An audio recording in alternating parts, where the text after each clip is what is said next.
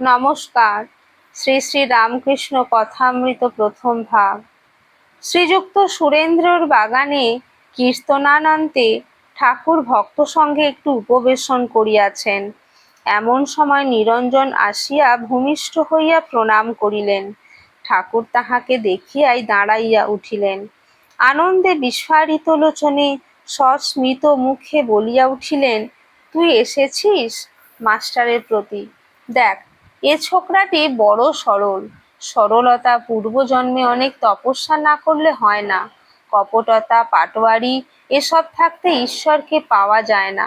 দেখছো না, ভগবান যেখানে অবতার হয়েছেন সেইখানেই সরলতা। দশরথ কত সরল, নন্দ শ্রীকৃষ্ণের বাবা কত সরল। লোকে বলে, আহা কি স্বভাব, ঠিক যেন নন্দ ঘোষ। ভক্তরা সরল। ঠাকুর কি ইঙ্গিত করিতেছেন যে আবার ভগবান অবতীর্ণ হয়েছেন? শ্রীরামকৃষ্ণ নিরঞ্জনের প্রতি, দেখ, তোর মুখে যেন একটা কালো আবরণ পড়েছে।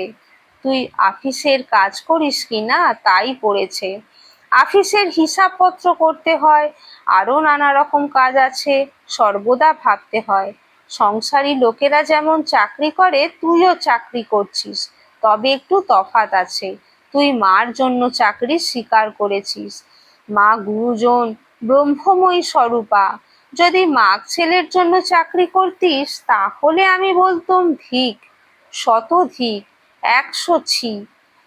মণিমল্লিকের প্রতি, দেখ, ছোকরাটি ভারী সরল, তবে আজকাল একাত্র মিথ্যা কথা কয়, এই যা দোষ।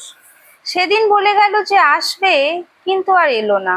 নিরঞ্জনের প্রতি, তাই রাখাল বলেছিল, তুই এঁড়েদয়ে এসেও দেখা করিস নাই কেন? নিরঞ্জন, আমি এঁড়েদয়ে সবে 2 দিন এসেছিলাম। শ্রীরামকৃষ্ণ নিরঞ্জনের প্রতি, ইনি হেডমাস্টার, তোর সঙ্গে দেখা করতে গেছিলেন, আমি পাঠিয়েছিলাম। মাস্টারের প্রতি, তুমি সেদিন বাবুরামকে আমার কাছে পাঠিয়ে দিয়েছিলে। ঠাকুর পশ্চিমের কামরায় 2-4 জন ভক্তের সহিত কথাবার্তা কহিতেছেন। সেই ঘরে টেবিল চেয়ার কয়েকখানা জড়ো করা ছিল। ঠাকুর টেবিল ভর দিয়া অর্ধেক দাঁড়িয়েছেন, অর্ধেক বসেছেন। শ্রীরামকৃষ্ণ মাস্টারের প্রতি, আহা, গোপীদের কি অনুরাগ! তমাল দেখে একেবারে প্রেমোন্মাদ। শ্রীমতীর এরূপ বিরহানল যে চক্ষের জল যে আগুনের ঝাঁজে শুকিয়ে যেত, জল হতে হতে বাষ্প হয়ে উড়ে যেত। কখনো কখনো তার ভাব কেউ টের পেত না।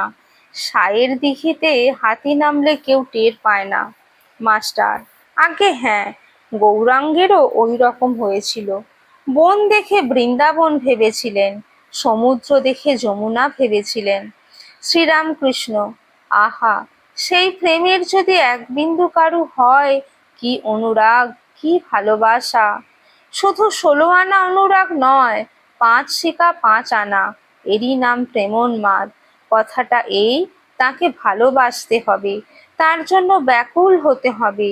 তা তুমি যে পথেই থাকো, সাকারেই বিশ্বাস করো বা নিরাকারেই বিশ্বাস করো, ভগবান মানুষ হয়ে অবতার হন, এ কথা বিশ্বাস করো আর না করো, তাতে অনুরাগ থাকলে হলো। তখন তিনি যে কেমন তিনি নিজেই জানিয়ে দেবেন।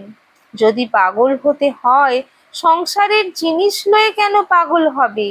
যদি পাগল হতে হয়, তবে ঈশ্বরের জন্য পাগল হও।